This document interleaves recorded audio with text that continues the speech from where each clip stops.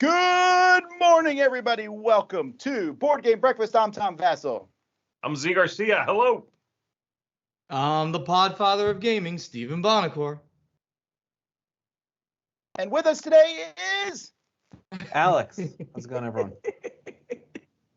I'm sorry. I know that after Bonacore makes the lies, it's hard and the wind comes out of everyone's sails. It's a very debilitating thing. So, What are the lies? That he's the podfather of gaming? Yes, Yeah. that to Tom is a lie because, he wishes he could call himself. I believe That's it. okay. It's okay. I believe that, We're good. that We're good here. Bonacore is the podfather of gaming. Of who's gaming? Thank you. Just of gaming in general. Bonacore, in what century were you born? Okay, never mind. Same Take that back. one as you. All right, Alex, tell us a bit about yourself. Where are you from? Yeah, so I'm currently living in Massachusetts. We moved here recently after 10 years in New Jersey. So an ex-New Jerseyan, like the podfather over there. Favorite game is Anachrony, but love, all sorts of games, and excited to be here, and hopefully Z gives me some free points. Yeah, man. Massachusetts, make fun of your Jersey accent. No, because I grew up in Massachusetts originally, so I never, fully accepted all that New Jersey wanted me to embrace. He does not have a New Jersey accent. No, I'm not hearing it either, but I'm not hearing a Boston accent either. So you kind of came out like in between. Yeah, that's because there's a whole, 2 hours west of Boston that you can live and not have a Boston accent in Massachusetts. So is that how that I'm from the works? I side just over assumed there. everyone in Massachusetts had the same. No, that's not true. Yeah. To our Massachusetts fans, I love you all. All three of us. Oh, that covered my bases. If I can make most people happy, I'm fine. New Jerseyans, though, as a former Pennsylvanian, fie upon you. I don't know so what's going on here? We're back. We haven't done board game breakfast for a couple weeks here because As a parent, you forgot how to do this. Yeah, I know. Well, we were at Gen Con. And then last week, Mr. Bonacore just skipped out on us. He hasn't been here for a while. I was in Pennsylvania. Couldn't make it. I had a hangover or something. That's very legitimate. All right. Well, we're kind of just rambling here. And I don't know why. Let's jump to some contributors because we have a game show to get into. Hi, everybody. Hello, we are Ryan and Bethany. From Ryan and Bethany Board Game Reviews. All right, today we're talking about Lord of the Rings Quest to Mount Doom. We are huge Lord of the Rings fans. We were very excited to see this on the shelves of Barnes & Noble, and it's by Games Workshop, right? What can go wrong? Everything. So we're not huge fans of this game, but we're going to figure out who it's for. Exactly. Yeah. You guys, is this for gamers? No, gamers don't really like roll and move, and I get an extra turn and you lose a turn, which is what this game is. Well, what about Lord of the Rings fans? Well, maybe, except there's cities and towns in it that are in the absolutely wrong places on the map. It doesn't even make sense. What about people who are fans of cooperative games, like Lord of the Rings games? This isn't a cooperative game. You're the Fellowship fighting against each other to, take the ring to Mount Doom. What about, I don't know, Games Workshop's fans? Maybe to introduce their 3-year-olds to minis. No. What about, if you're a Barnes & Noble, exclusive member? That's it. We found it. It's for you. We can get a great deal on this game. Yeah, honestly, this is a huge pass for us. It's a roll and move game. It's a competitive game where you're trying to hurt each other, trying to return the ring to Mordor. It didn't make any sense.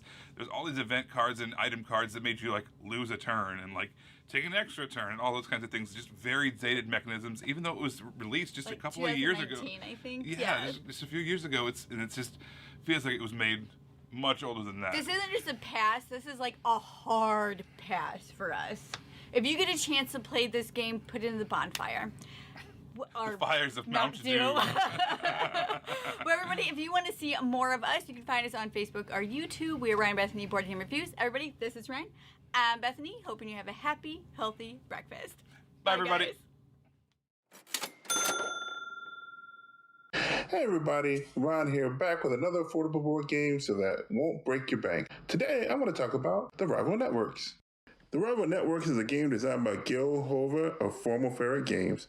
Plays 2 players only, ages 10 and up, with a 30-minute playtime. Has a $30 MSRP. Beat your opponent to become the most popular TV networks. To set up, you choose the color on the viewer house, set up the time slot boards, shuffle the pilot season show cards, and deal 1 face-up on either side of each time slot. Set up the season decks and place the season finale card at the bottom of each deck. Stack the season 1 through 3 decks with season 1 on top. Set up the star, ad, and network decks. Draw awards cards for each season, and you're ready. On your turn, you'll do 3 things. Develop a show, assign a star and ad, and a chance to start your show. You develop a show by choosing one of the 3 available face-up shows and placing it into one of 3 time slots. Shows give you ratings, which earns you viewers. Shows that are displaced are placed in the reruns and no longer earn you ratings but count towards genre bonus. If the show you develop this turn is at least your 3rd show of its genre, you immediately get the genre bonus for that genre.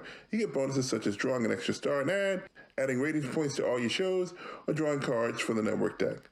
To assign a star and ad, you choose a pair from one of the 3 available rows. You must choose a star and ad from the same row. Then optionally, you may attach as many stars from your green room as you want to a single one of your shows. Stars also earn your ratings. At any point on your turn, you can buy or play network cards, which give you special powers, and at the end of each season, you earn special bonuses on the award cards. At the end of Season 3, you finish the game. The player with the most viewers who wins. In case of a tie, the player who did not start the game first wins.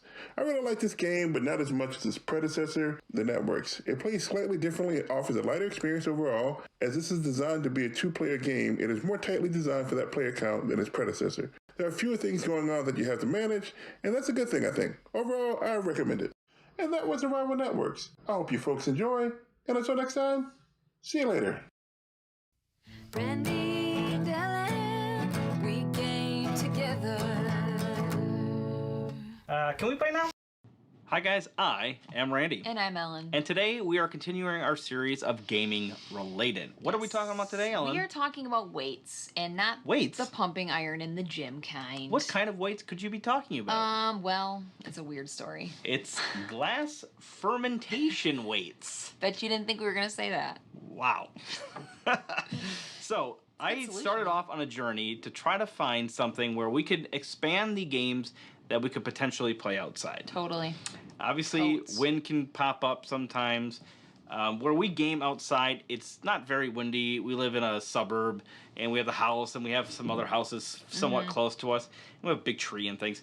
But we do play games like when we go on vacation, and a lot of times we're on the lake Down for by those the vacations. lake, and the water sweeps through there. And there's always that air comes up. The wind comes sweeping So across the lake. I was on a journey to find them. I tried like measurement weights. I tried all sorts of different things. What I settled on was these glass fermentation weights. They're plenty heavy to hold anything down, like a whole deck of cards, for instance. And they have these little knobs on them, so you could pick them up and easily move them around. And they're also clear to a degree, so you can see somewhat what's under them.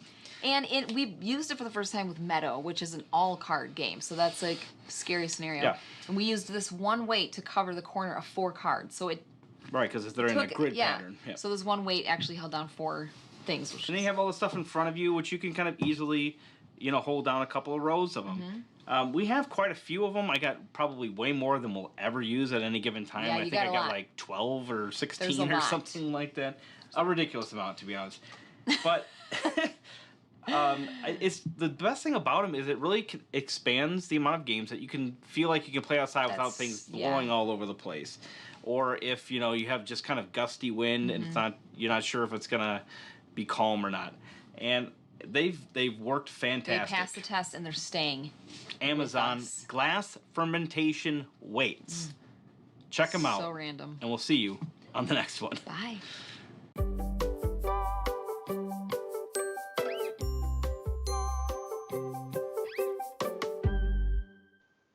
Hello, everybody. Welcome back to You Are Wrong.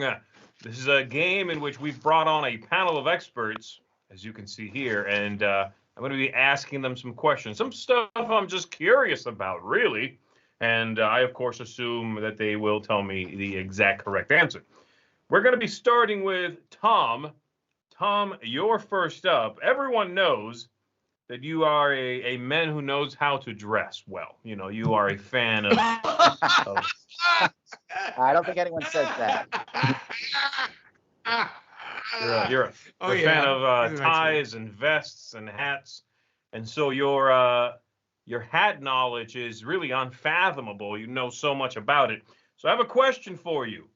Are you aware of the hat making company Stetson? Of course you are. It's a silly question, but you know who they are.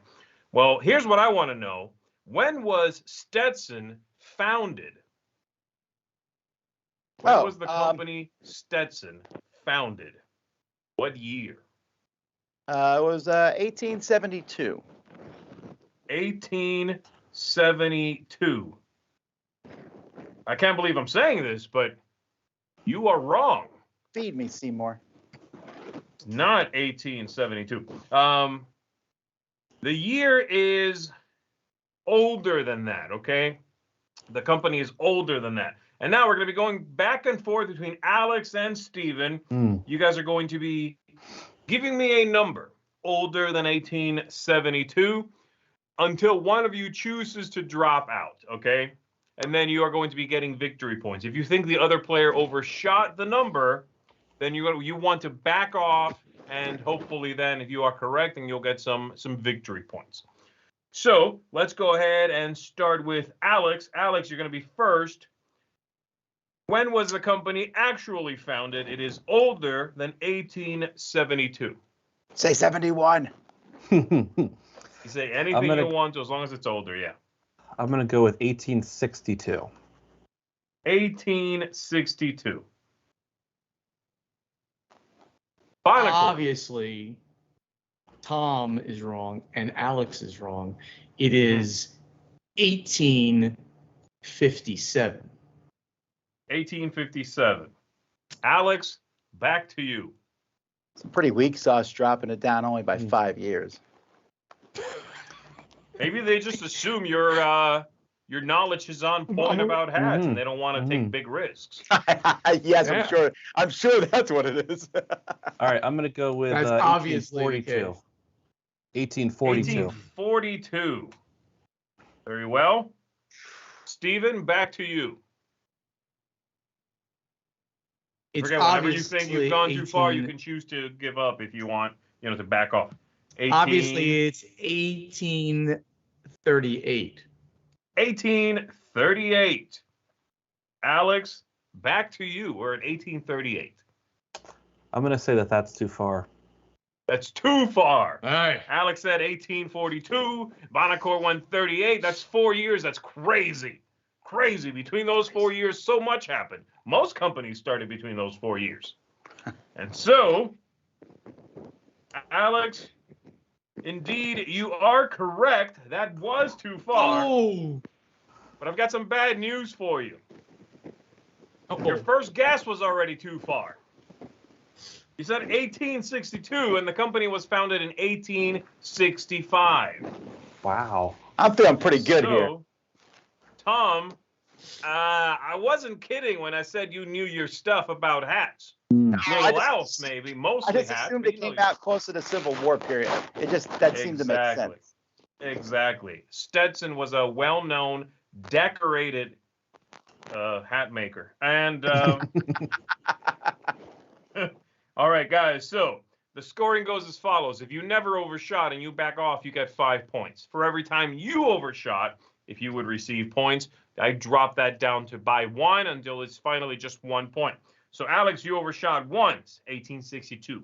You overshot twice, 1842. Then you backed off. You are the winner. You're getting 3 points. So, Alex, 3 points for you. So just to clarify, I'm getting nothing. You get nothing. That's right. And Steven, big old goose egg, nothing. But you are one of my experts today, so I have a question for you, Steven. I am an expert at many things. There's a few things you know. There's a few things you know quite well. And one of them, the first one that comes to mind really, is alcohol. I think you said this last time.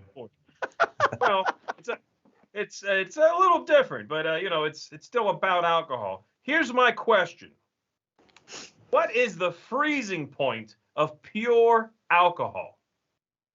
What is the freezing point of pure alcohol? You can give me Celsius. You can give me Fahrenheit if you want. Please, no Kelvin.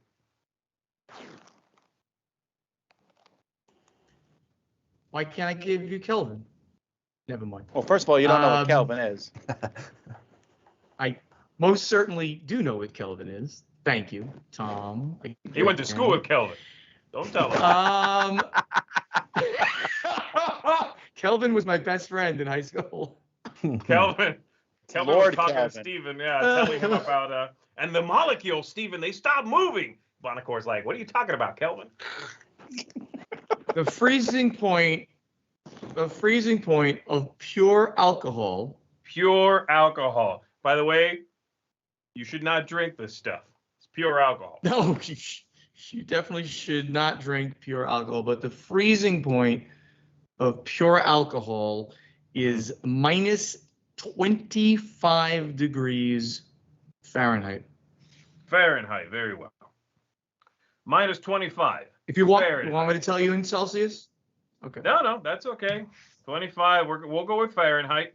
Minus 25 Fahrenheit. Steven, you are wrong. I don't know if you assumed that was what you were hearing today, but you are wrong.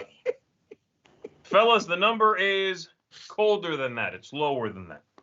Okay. So we are going to start with Tom and go between Tom and Alex back and forth until one of you chooses to stop.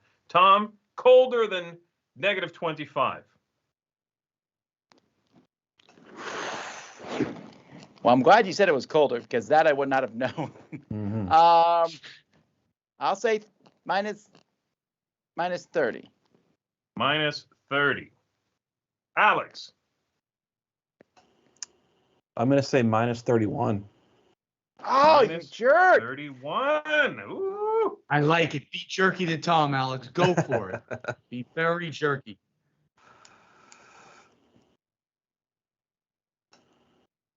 Tom, back to you. 50. 50. Whoa. Big money. Minus 50. Call me. Okay. What? Yeah, if I do and I'm Alex, right, I get 4 couldn't even points. give you a. Man. I couldn't even if you wanted me to coach you, I'm not sure I would be right. So. All right, I'm going to say minus 51. Call him. Oh, Ooh, here we go. He's calling. Minus Calling him? 51, and you're calling I have it, a Tom. feeling That's you're right. it. You're saying you're calling it. Yes, Okay, I'm calling very well. Well, fellas, I can't tell you how wrong Bonacor is. He was very, very wrong, okay? You are both not even close yet. It's negative 173 Fahrenheit. Wow.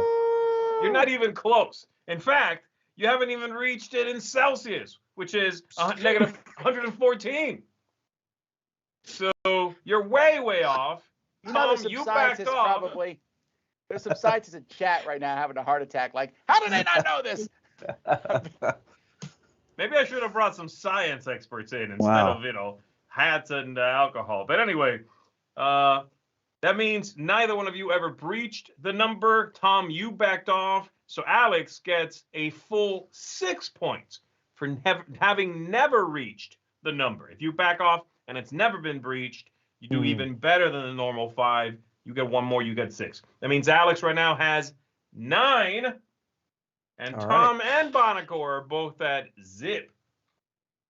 Guys, this is embarrassing. It's good for our guests. But I said you were experts. Good and you're for the embarrassing me.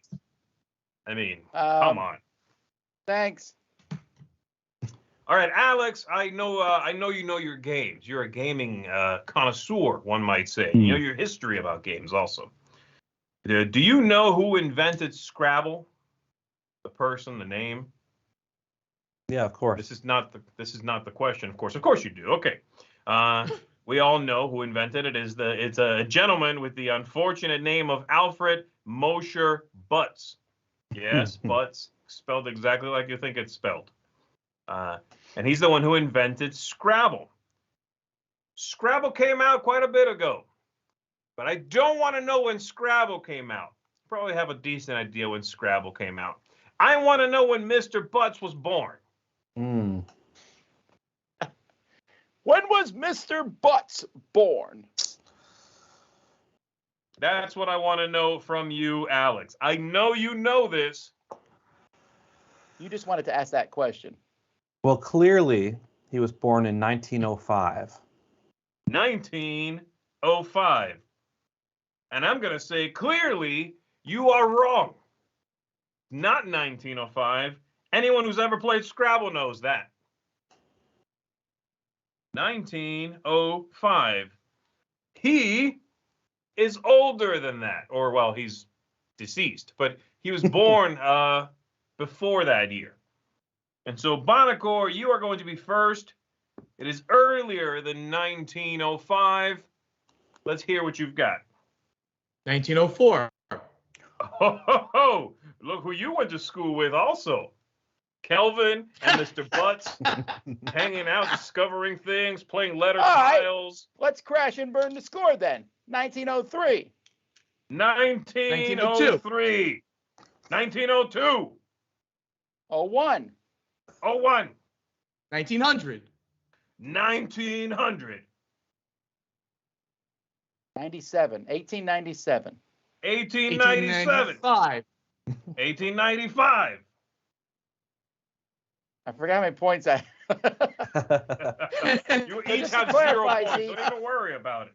If I call him and Yes. he's right, he gets 6 points. What do you mean if he's right? If the only way you call him and he's right is if you haven't hit the number yet. That's what I'm saying. So if that happens, how many points He does he gets get? 6. 6. If you never got to it, you get 6. He gets 6. 93. 1893. I'll call him. You'll call him? Yes. That's crazy. It's too far. Steven knows his stuff, guys. If it's like a century old, he knows his stuff. Okay? That is a very good call, Steven. Mr. Butts was born in 1899. And you only overshot once. You said 1895, and then you backed off. That means you're getting 4 points. Normally it's 5, 1 fewer for each time you overshot. 4 points for Stephen Bonacore. So our score stands at Alex is 9, possibly an insurmountable, number of points. Bonacore with 4, and Tom, no points. That's right. A 0. There we go. A big old 0. All right, and I'm going to ask Donut. my panel of experts one more question each. Back to you, Tom. Our previous question, of course, was about Stetson and hats. Now I have a question for you about ties. The illustrious world of ties, Tom. Tom, It's a dark place. I believe you are 6 feet 4 inches tall. Is that correct? Yes, sir. According to the very well-respected website tiemart.com, yes, it's a real place. How long should your tie be in inches? From tip to tip. For a 6'4" man. For a 6 foot 4 inch hunk of a man. Watch your mouth. Now, Or Tom. that's Or Tom the also. entire length of the. That's the entire length of the fabric, not how long That it is is the on your entire chest. length of the fabric. That is correct. Or as That's I how would, they- or about that's how they Tom, measure the them, yeah, entire the length entire- of his small chest and large abdomen. Okay. 45 inches. 45 inches. I can't believe this, Thomas Vassell. You, sir, are a connoisseur of ties, and you are wrong. This is unbelievable. Everyone knows it should 45. be longer than that. It should be longer than that. Fellas, going back and forth again. Alex, you're first up. It's longer than 45 inches. How long should it be? I'm going to say 57 inches. 57 inches.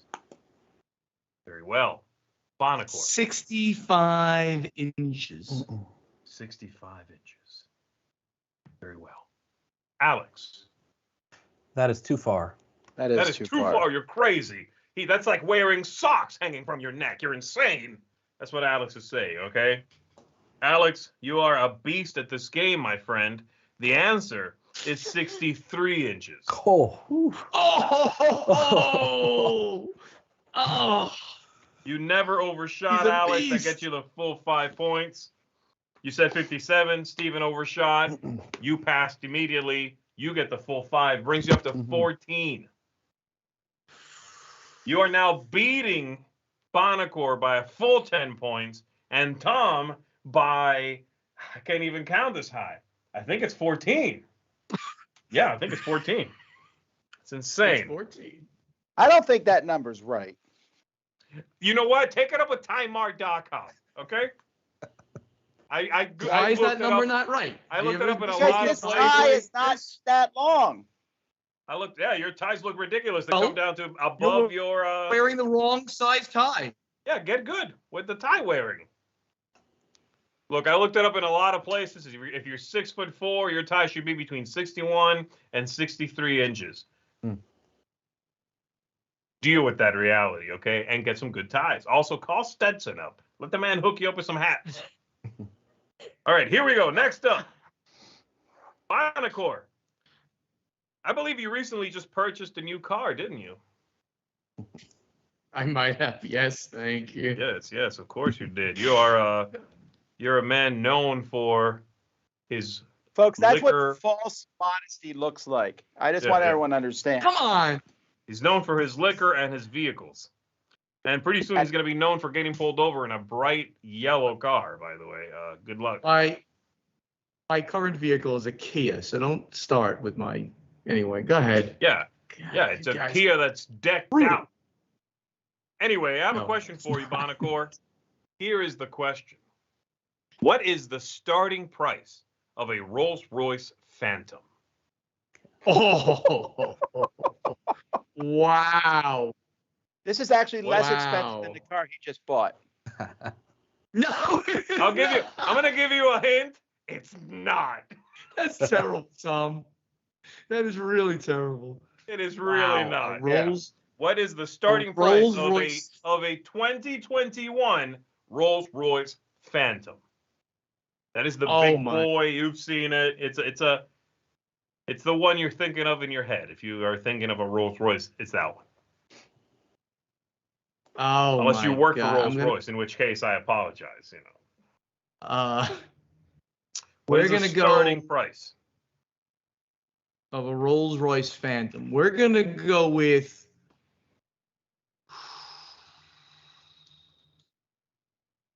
$390,000. $390,000 large ones. Yes, Okay. even. Well, which is never the case. Let's say this: if you showed up at the Rolls-Royce dealer with a suitcase with $390,000, they would shake your hand. They're very polite over there, and they would say, "Sir, you are in the wrong building," and they would point you out the door. That's too low. That might be a good deposit. Mercedes Benz. They sell Kias right over there. Well, if you take that much money to get a Kia, you're getting a really nice Kia. You can buy the dealership, I'm pretty sure, for the Kias with that. I get like 8 Kias. Yeah, Maybe exactly. 12. Anyway, the number is indeed higher than that. Tom, you are first. Wow. I was first last What is time. it? What's that? I was first last time. You want to go second? I'll put you second, man. No big deal. Alex, why don't you go first? All right. Guy, he wears short ties and becomes grumpy all of a sudden. I'm gonna say 473862. Jeez, 473. 862. What did you say? 862. I'm gonna start docking you points just for annoying numbers, man. I'm gonna go with an even. 27 cents. I'm gonna go with an even cool $1 million. Okay, $1 million, Tom. All right, back to you, Alex. Wow. I'm gonna go with 1.2 million. 1.2. Wow. I'll call him. You think Tom has a clue about this? You think Tom has any clue Think I have a whatsoever clue about this? Again, No, I know I might seem like I'm kidding, but you know, I'm asking Bonacor questions he probably has a pretty good idea about, guys. You really should take heed of that. Not about Rolls-Royce Phantoms, but But I do know about cars a little. Oh, you know your phantoms, okay? You know your phantoms. Do I? You do. You certainly do. You see them every night as you imbibe. Not the car, mind you. Just, spirits. Am I right or not? You're dragging us out. Yeah, you're very, you will. Who backed off? I did. Okay, so Alex at 1.2, and then you backed off. Yeah, you're going to get the points. I wouldn't call it being right. You are wrong. You're very wrong. You said $1 million, man. No, that was bait for Alex. Oh, okay. The answer, Steven said 390,000. The answer is starting price 455,000. So wait a minute. That was pretty close. Showed up with a suitcase with that much money. I'm pretty sure they wouldn't turn him away. Oh, they turn him away. Okay? No, they will not turned take me a away. penny. They will not take a penny under that. What do you think they're going to do? Start taking the doors off? No, get out. That's a solid deposit. He only has to make one payment. That's not how they roll over there at Rolls Royce, baby. You show up with that cash, or you're out. I showed up. Door, I said, "This okay? is every dime I have. I can buy it." And they said, "Sir, I'm sorry, we can't sell it to you. Get out. Go buy Get something out. else. Go buy the Go Corvette. buy something else." All right, so you guys overshot ones, Tom. You said $1 million. You overshot once, then you backed off. That's pretty good. You're going to get 4 points, Tom. I'm on the board. You are on the board, and you are tied with Steven, in fact. Yes, that's even better. That's, I think beating him would be better, but okay. And then lastly, we have a question for Alex here. Alex, again, our board game historian and connoisseur. I have a very simple question for you, sir. How much money, play money, is in a standard Monopoly set? I used to have this memorized. Yeah, well, and then you tightened your ties a little too tight and you forgot stuff. Your brain needs air. I think it's 150,000. All right, Alex is saying 150,000. It's been a long time since you played Monopoly, Alex. Yeah. Because you are wrong. That's why I'm asking. I mean, that's not it. The number is. Look at Tom, how hard he's thinking. I know he's really thinking about this. I can smell the wood burning. Do you want to use a lifeline, Tom? I can let you call Kelvin. You want? $150,000 is too high. It's lower than that. Steven, go ahead. I think Tom goes. Never mind. Doesn't. All right, fine. Tom, too go high. ahead. I'm sick of you guys. It's too high. It's lower than that. It's not 150,000. It's way less than a Rolls Royce, is what I'm saying. Yes. Apparently. What is it? It's not $150,000. It's lower than that. Tom. Oh my gosh. Come on. Okay, Will Tom. you really? Are you really? No, come on. He's no. actually Okay, calculating this number of hundreds. Is this number 33,000. What did you say? 33,000. 33,000. Very well. Bonacore.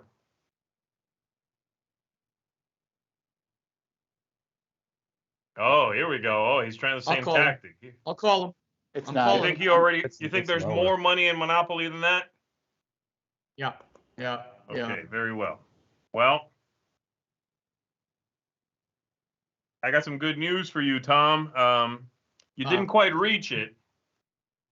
The number is actually 20,000.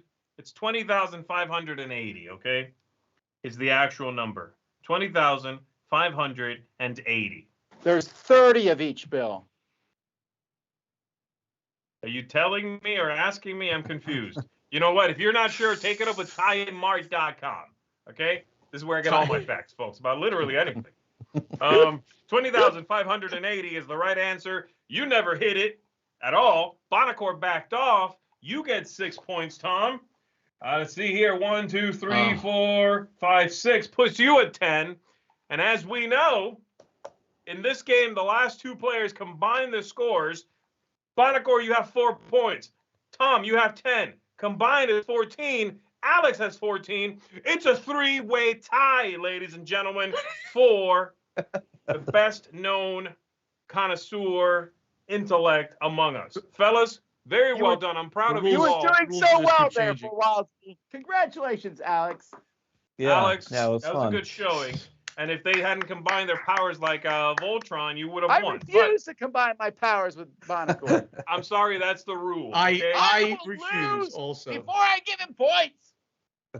That's true. Alex is obviously the hands-down winner above all of us, without a doubt. You want to go to the book, and do this legit. Yes, Alex is the winner, okay? But not in my book. In my book, he tied. Alex, thanks so much for coming on the show and whooping up on us. Thanks for having me. All right, let's go to some contributors. Hope to see you. What's going on, my friends? I'm Rolando, the board dad, and this is Redford. Let me show you one of my favorite flippin' rights. Whoa, Chief. This is a family channel. No, I mean you flip a card and then you write something. Actually, I'm not sure what you'd call this. It could be a flip and ride. It could be a worker placement. How about we call it Hadrian's Wall? From Garfield Games. Wait, is that? Shem Phillips? Who's Shem Phillips? Hadrian's Wall is based on real events. There really was a Hadrian's Wall. There was? Yeah, it was built by the Romans in 122 AD. Do you know what AD means? Isn't that a rapper or something? You'll have not one, but two sheets in front of you. One represents the wall and the front lines of defense. The other is your city.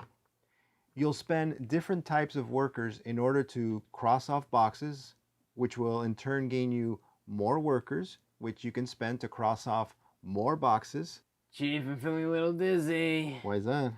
Because you're going in circles here. The main goal is to advance on these 4 tracks, which will score you points at the end. But you also want to defend the wall because at the end of each round, you'll be attacked by invading hordes. Ugh, I'm glad it's never really happened. Well, it did happen. Eesh. And that's one of the things I love about this game. You learn a bit of the history and the culture behind the events. But more importantly here, it's a fun game. Not at all as hard as it looks. So do yourself a favor and check out Hadrian's Wall. You can find more of us on Instagram and YouTube at The Board Dad. And that's it for now. We'll catch you on the other side. Or in the next one. No, Chief, I was going for a Hadrian's Wall joke. Like catch you on the other side of the wall. Oh. This week's Spotlight is brought to you by Renegade Games Studios. A long time ago, the splendid Vale sprang into existence, and with it, a multitude of wonders. Wonders that the world had never seen before. The Vale is a place of community, teamwork, adventure, and exploration. A harmonious community has formed within its group of adventurers that share their talents and gifts, seeking to make Splendent a better place. Tackle new challenges and make new allies, create tools, crafts, and friendships like the world has never seen before. Their quests are just beginning, their stories unfolding. Join these artisans of Splendid Vale. Hone your craft and explore the Vale. Adventure awaits. Artisans of Splendid Vale is a cooperative adventure game. For 2 to 4 players, you will take on the role of artisans who live in Splendid Vale, exploring her beauty and honing your crafts. This is a story-driven game, full of rich narratives and many opportunities to immerse yourselves in the world and personal lives of your characters. For more information, please go check out the campaign, which is now live on Kickstarter.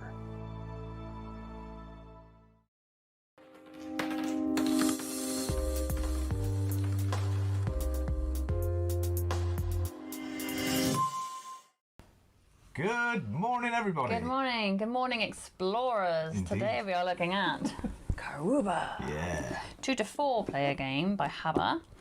Really cool little game. We like this one, don't we? Yeah, this is a little Tile-laying. tile laying, tile drafting, exploration game It's like through a the jungle. puzzle game as well, isn't it? So this is another Rudiger Dawn game, which we like. Rudiger Dawn. This was a 2016 Spiel des Jahres winner as well. So this one, basically, all the players have the same board. So 2 to 4 players have the same board and the same tiles. And one player has a stack of tiles face down, and everyone else can see theirs, and they've got numbers on. And the idea is that the person with the stack of face down tiles, they draw one randomly, and it's say number 4, and everyone chooses their number 4 tile and lays it in the jungle anywhere they like in the rules sort of set. That's a good technique. Tiling, yeah, and then everybody kind of builds a random sort of set of paths through the jungle, and the idea is that you're just trying to get your little meeple explorer from one side, the beach, to the other side, the jungle, and to get to the temple matching their colour. And along the way, they pick up diamond and gold, and the one that picks up the most points via the gold and diamond and then get into the temple first wins. Dead simple, dead easy. It is a very simple game. Yeah, but it's there's tactics and trickery involved in the way you set your paths out. Yeah, and the way you move basically is by discarding a tile, and you can move the number of exits on that tile that you've discarded. So if it was a 3 exit tile, you can move 3 spaces across the board. Really clever little game. I normally fell down where if you aren't quick enough, you run out of tiles, and then you just get you have to stop. You've got a really well laid out path, but you can't move along it. Yeah. Usually my way. Well, anyway, there you go. Kariba, a great exploration game. Off you go. Go explore. See you on the next one. Bye. Bye.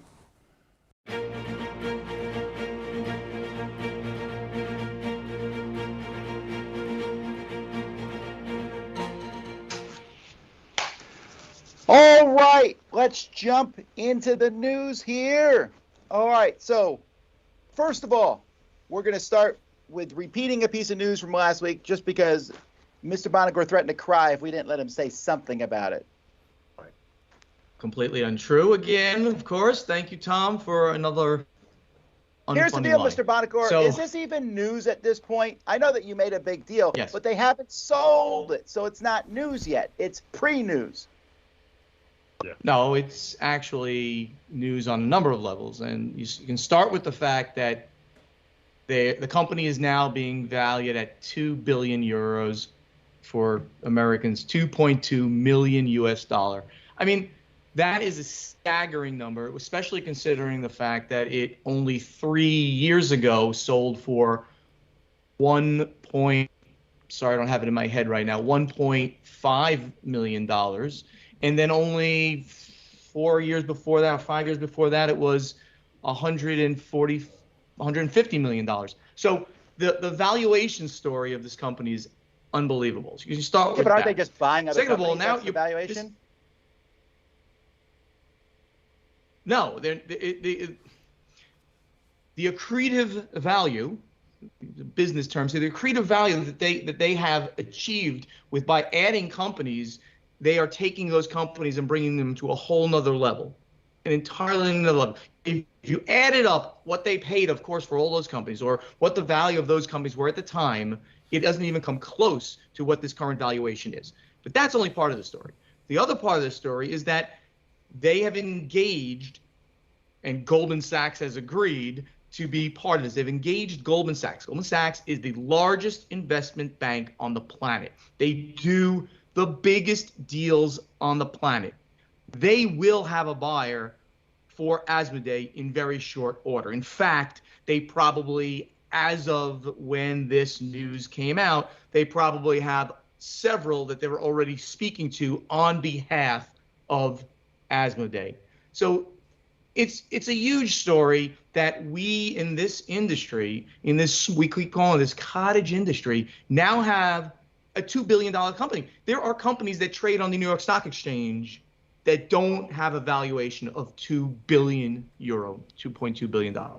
It's a major story, and sure, once it gets sold, that's actually going to be almost a non-story at that point, because it's going to be sold to a company most likely that neither you or I have ever heard of.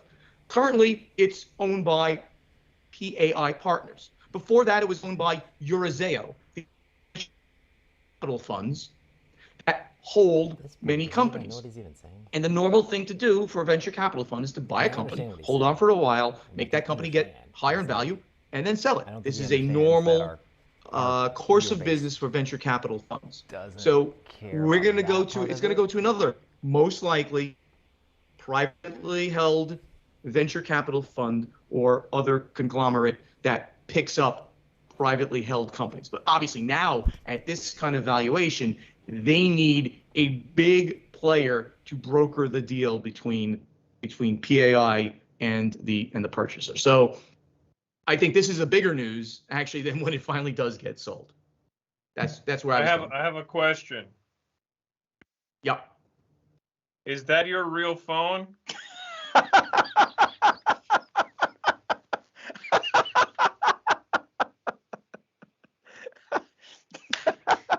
That's beautiful. I owned one of those, and no, I don't know. Kudos to Mike for putting this slide together. I'm sure he was behind this nonsense.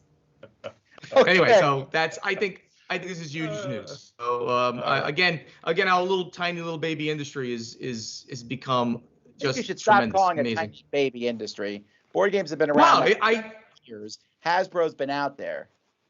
It's not like we're a baby industry.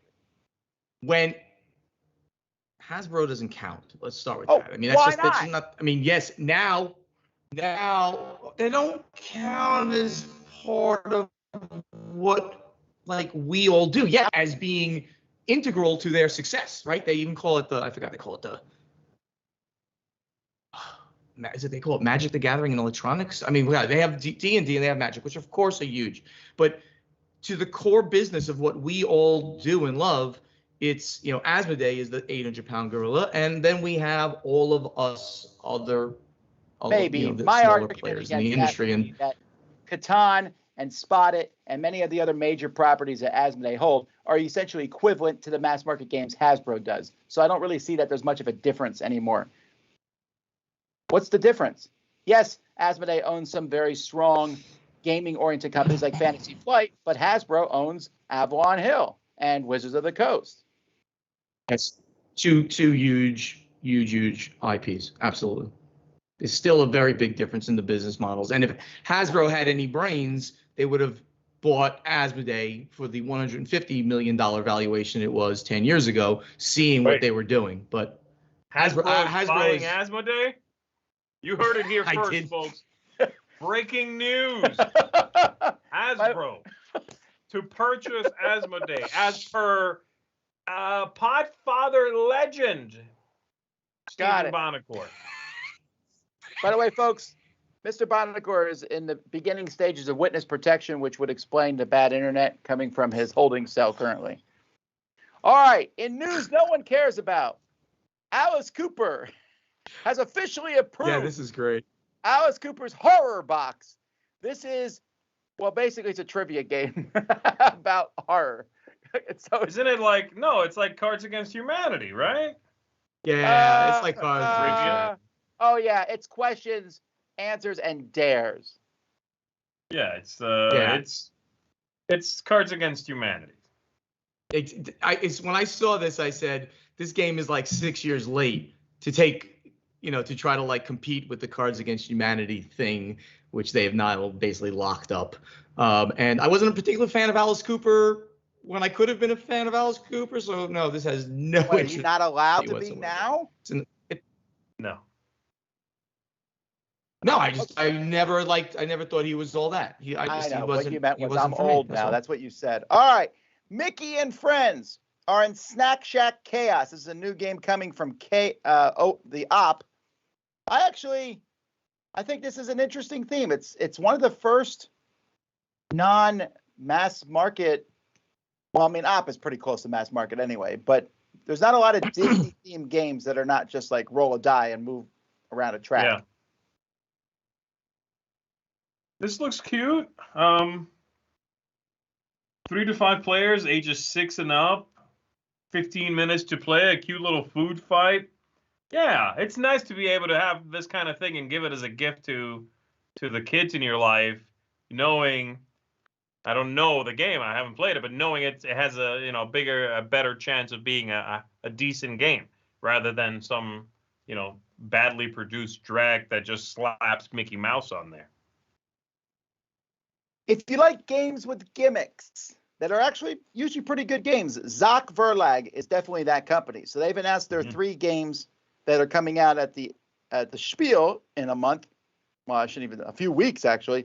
The first is Strand Unter, which looks like the tide is coming in on the beach. And from this picture, it looks like you're pulling this cloth or something onto the box to represent the tide coming in. Yeah, I don't know. There's quite a bit of cardboard on that table. Also, it seems like players have little fans to select something. There's a bag. It looks like a bag with tokens. But yeah, I'm assuming either you pull back on the water or you pull back on the sand and more of the water is showing. Looks cute. Yeah, I would play this. I blew up the board. If you blow it up, you can see that the water, you're going to drag it out, drag it closer and closer to the sand. Maybe it goes both directions, but it definitely is. The blue is getting bigger, obviously, as the tide is coming in. This looks adorable. Does it? What's the ages on this? Of course, Mike is too busy, so it doesn't matter. doing all.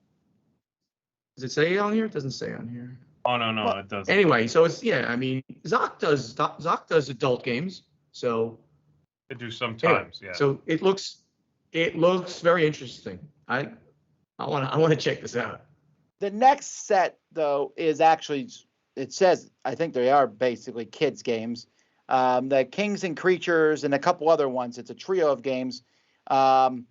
This is a set collection game where you're trying to collect stuff. This one looks like it's geared towards kids, but then again, it might not be. Yeah, this one doesn't look nearly as interesting to me. That last one looked like a cute, gimmicky game. It had little buckets, like sand buckets, for collecting your coins. Very cute. This looks like another card game with a dragon on the cover.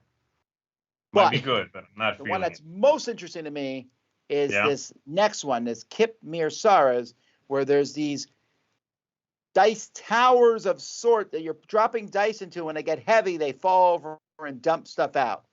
And then you grab it as fast as you can, I think. Wow.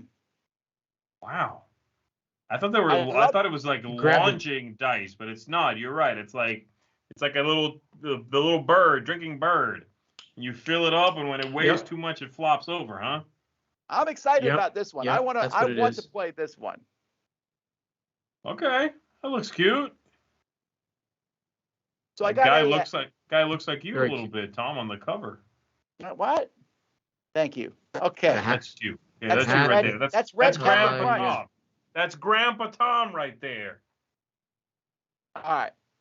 So I got a announcement from Restoration Games about Unmatched, and when I got it, they said a new licensing agreement, and I thought, they're just basically Unmatched is gonna move to Mondo, and that's not the case. So Unmatched has been kind of half published by Renegade and half published by Mondo, but Mondo has been handling the licensed stuff, like Buffy the Vampire Slayer, and Restoration has been doing the more public domain stuff, King Arthur, etc. Right. It's all under Restoration now. Mondo is going to be acting as the licensing agent to help get them the licenses for the license stuff, but it's all going to be under the Restoration brand. So that seems cool. I mean, that's a really behind the scenes kind of move, right? It doesn't affect the game, I think. No, but it means there's going to be more. It doesn't affect the games, but I think it's really cool to see companies playing to their strong suit, right? I mean, basically, Mondo's saying, okay, well, you're doing such a good job doing the games, just take care of them, and we'll just feed you good IPs. So I think this is pretty cool. Yeah. Pretty cool announcement. All right, and this one, Ticket to Ride now is pink. It has had many colors. It has not had pink trains before. You can buy pink, and either all or some of the money is going to the Breast Cancer Research Foundation. Right. So $2. This is amazing. On a $5 purchase. So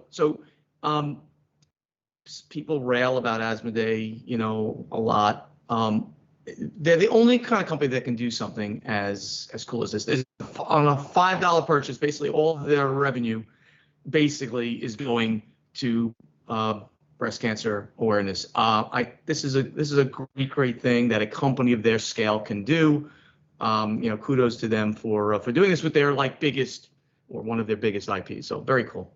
There's also enough stuff in this set that you can play it with both regular Ticket to Ride and with Europe. So it looks like you could play this in any of the sets. Right. Cool. All right. CMON has acquired Two Little Mice. The third one got killed by the butcher's wife. This is an Italian tabletop role-playing game studio. So I don't know what this means for Simon. They've made Broken Compass games, household RPG. Simon says they want to be more ambitious as they expand their RPG and story-based product lines, which means they're not rolling out. They could make board games based on these properties. Maybe, you don't know. Right. Okay. I've never heard of Two Little Mice, and I've never heard of their games. So cool. I was playing Patchwork the other day and thought, I wish this had a Halloween edition. Woo! It's true. So last year, I think it was last year, or it was 2 years ago, they came out with Patchwork Christmas edition. Mm-hmm. And there was a USA edition, I think. At one like point. an Americana kind of edition, yeah. Right. As far as I could tell, it's the exact same game, just with different patterns. And instead of buttons in this one, it's eyeballs. So that I like. I think that's funny. You probably don't need this if you already have Patchwork, unless, of course, you want a Halloween-themed game. It's just kind of a weird crossover. Like at Halloween, I'm like, let's play something spooky. Ooh, Patchwork. Yeah. Yeah, they're milking this game for all it's worth, you know. I guess it I don't know. Some games just they got to reach that $2 billion valuation, man. I guess $2 billion valuation. Do it. All right. So then we go from Halloween to Christmas. Power Rangers. There's a Santaverse Heximus holiday pack. This is dumb. I don't know why. I almost took this out of the news, but I left it. Who is Heximus? He's Santa's arch. I was cool. I was gonna say, like, is that somebody I've missed when I was a kid? Is there a Heximus? If he came to your house, you didn't have a Christmas. So this is a really weird one. I can't even. I have no words for how crazy this is. Well, that's not better watch out. Look at the Santa. I think it's the Santa on the. Yeah, but that's Look at the Santa on the side of the box. He's bringing it. Oh yeah, he looks kind of scary, right on the side. He's like giving you an evil grin. Is this a horror Power Rangers thing, Tom? This is a Halloween thing too. Guys, we're talking too much about this. Moving on to the next thing. Yes. So Heidelbar it's horrible. Has released a couple card games over the past couple years that have done quite well. Spicy got a lot of love from various people, so they got a couple more coming. Blaze coming this month, and Animal Poker next month. So Blaze looks a little bit like Spicy. What's the other one that Heidelbar did recently? Anansi? Yes. And they did Coyote. Coyote, the... Right. Coyote, Anansi, and then Spicy, Blaze. Now, the animal one is the one that kind of sounds interesting to me. I'm not seeing it here. That's the next slide. Animal Poker. It has a dog look with a very creepy smile. That's super creepy. Okay, well, I'm not as interested anymore. That is a terrible cover. I like the color schemes of both games. That's what I will say. The color schemes are. They've been doing that for all of these games. Like Anansi has a really wild neon, vibe to it. I like these little kinds of card games. I don't know if I'll like this game, but I'm always happy to try these out. All right, good news. Gen Con just announced their dates for next year, and they're back to normal, August 4th through the 7th. Yay! That way Mr. Bonacore doesn't have to go to 6 events in a row. That's right. Because September was the month of, Gen Con was 2 weeks ago. Origins is happening right now as we talk, and in 2 weeks is Essence Spiel. It is a crazy time. If you're a publisher going to all 3 of those, they're exhausted. Yeah. And I was going to go to all 3, but I had to just drop the 2. Anyway, I'm really excited about this. Gen Con coming back to normalcy. We hope they mention in this little piece here that they anticipate it to be non-masked as long as you're vaccinated. I like that. So we'll just got to It's so see how far this away, all I don't plays out. It's Yeah, I almost a don't year know. We'll away. see about Yeah, that. right. Exactly. 100%. But that's what they're saying. By the way, did you mention what the attendance I was was just about last to, week? but you keep You talking. have it in here, and I heard this. So they said 35,000 So their attendance people this were year there. was yes, 35,000 people were there. I will say, having been there, that number feels very accurate. It doesn't feel like they're padding it. It felt like there was 35,000 people there. Yeah. And wow. I don't know if you mentioned it last. Oh, that's right. You haven't mentioned it because you weren't on last week, right? So they made they did keep people separate to the extent that you can, and everybody was masked up. I felt very, very safe. They had brought the back wall in. We talked about this when we were there to give it and the side, right? They brought walls in to give it that more of that energy that you see, but it never crowded where you were in past, like in 2019, where you literally were like pushing your arms in together to go like touching people as you went past them, and did not have that, which was great. It had a great energy vibe without being crowded. All righty. Well, that's exciting. Let's see what we got next. We have Crescent Moon. So this is really interesting. This game sounds pretty cool coming from Osprey. And the guy designed it, Stephen Mathers, said that he was citing Chaos in the Old World and Dune as his inspirations for this. Wow. We thought you would like this cover, Z. I do like this cover. I haven't looked at these ahead of time. This is a gorgeous cover. I'm liking what Osprey Games has been doing lately. I like this vibe a lot. And Chaos in the Old World meets Dune. I can't picture those things together quite, but yeah, sounds neat. I'm interested in this. Very interested. All righty. And then finally, well, I shouldn't say finally, but almost finally, we have some exciting news from Prospero Hall. They announced Jurassic World Legacy. That says the title might change, but basically it's going to talk about Jurassic Park and how it changes, etc. So I don't know. It sounds interesting. Yeah. I gotta say that this makes me smile. I mean, because Jurassic Park, the whole thing is a very interesting series of movies and IP. If you add a legacy, if you make a good game out of it, and you add a legacy thing on top of that, God only knows what could possibly happen, on the island, the Jurassic Park island. I kind of like this idea. Alrighty. That's cool. Well, before we go off on the news here, we do want to talk a little bit here about Dice Tower East. So Dice Tower East is also happening next year, and also hopefully happening at normal times and in normal ways. It's going to happen July 6th through the 10th in 2022. We're sponsored by Portal Games, our Hot Games area sponsored by Board and Dice, and our VIP swag from Norse Foundry. So we're going to have our exhibitors there. We're going to have open gaming. We're at the Carib, which is a fantastic hotel. We're going to have plenty of spaces. A lot of people are already coming to Dice Tower East because your tickets were transferred from 2019. And we do appreciate that. But we're going to be opening registration for it for people who haven't been rolled over on October 27th, noon. So that's a little less than a month away, and we'll mention it more as time gets close. We're going to be the prices are going to be $125 for adults, $100 for kids. That's kids is 7 through 18.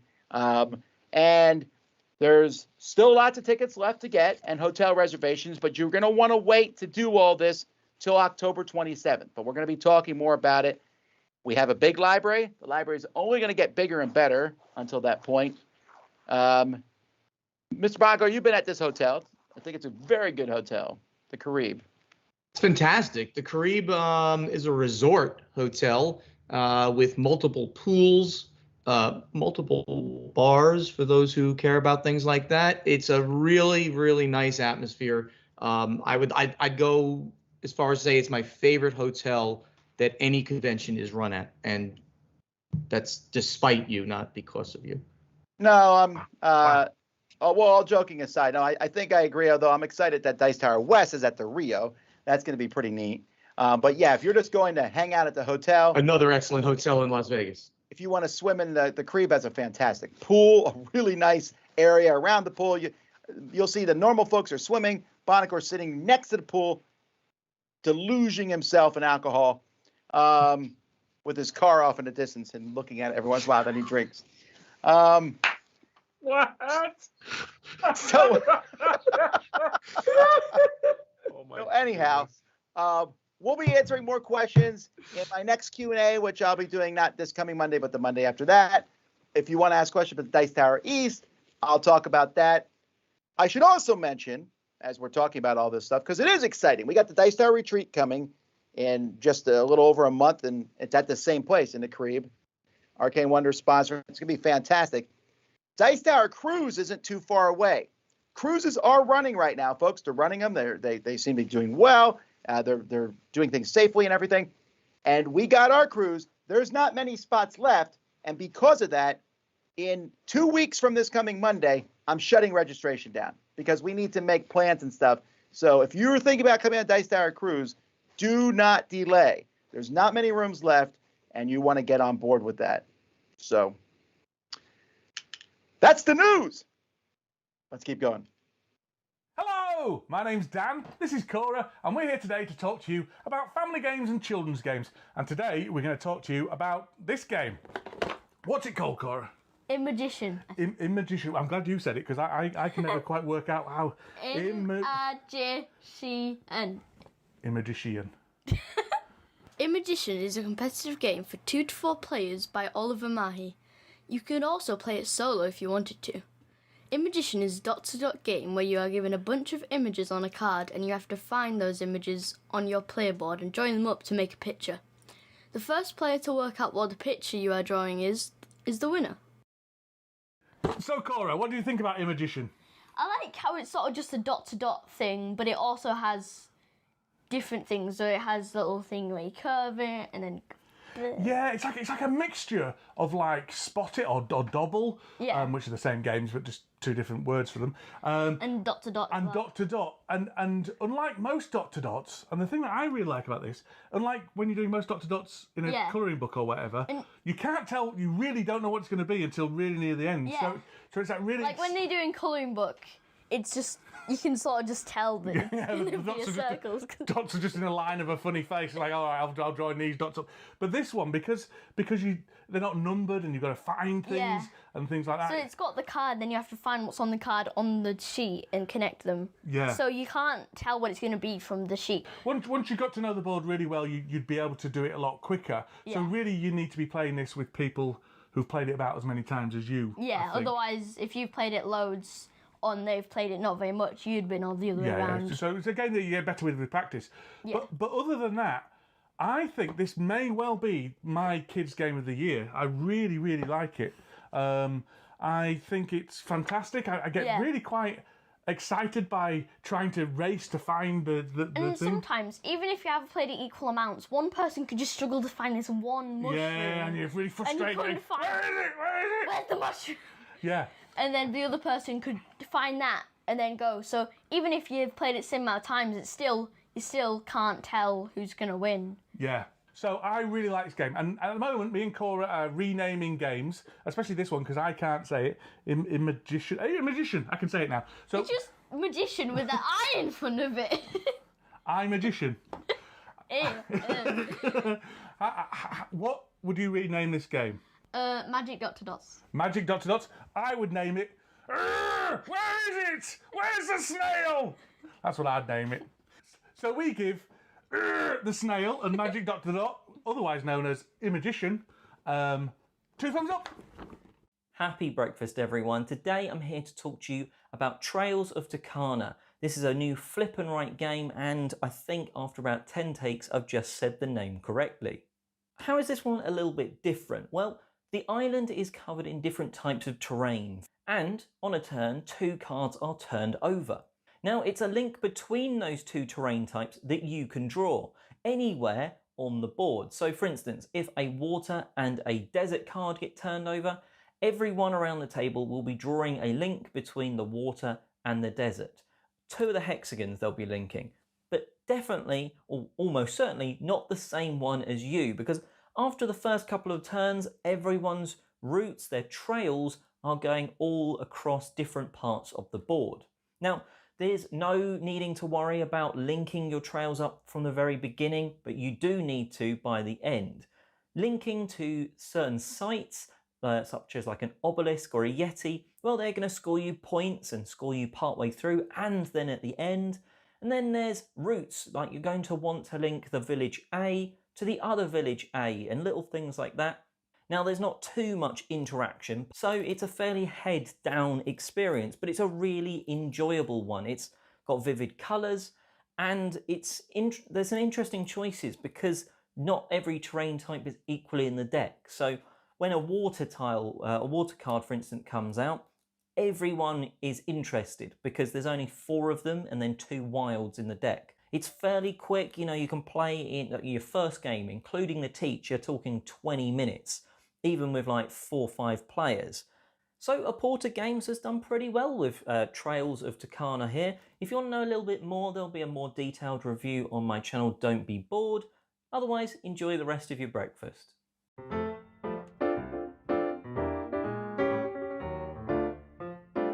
Hi, it's Taryn. And Stella from Maple University. I would say I don't naturally sit in the best of postures. Yes. And it is a problem when gaming. It's a tough, in general, it is a tough place to sit. You're generally, whether it's at a meetup, at a pub on benches or something like that, or even at home, even on our better chairs, being hunched over a game and being hunched over cards and everything that's very flat on the table is not great. And I struggle with long sessions.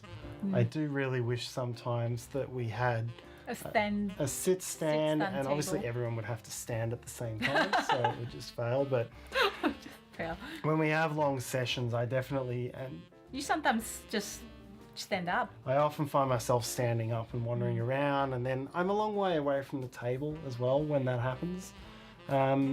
It's a problem. I think You need a solution to the problem.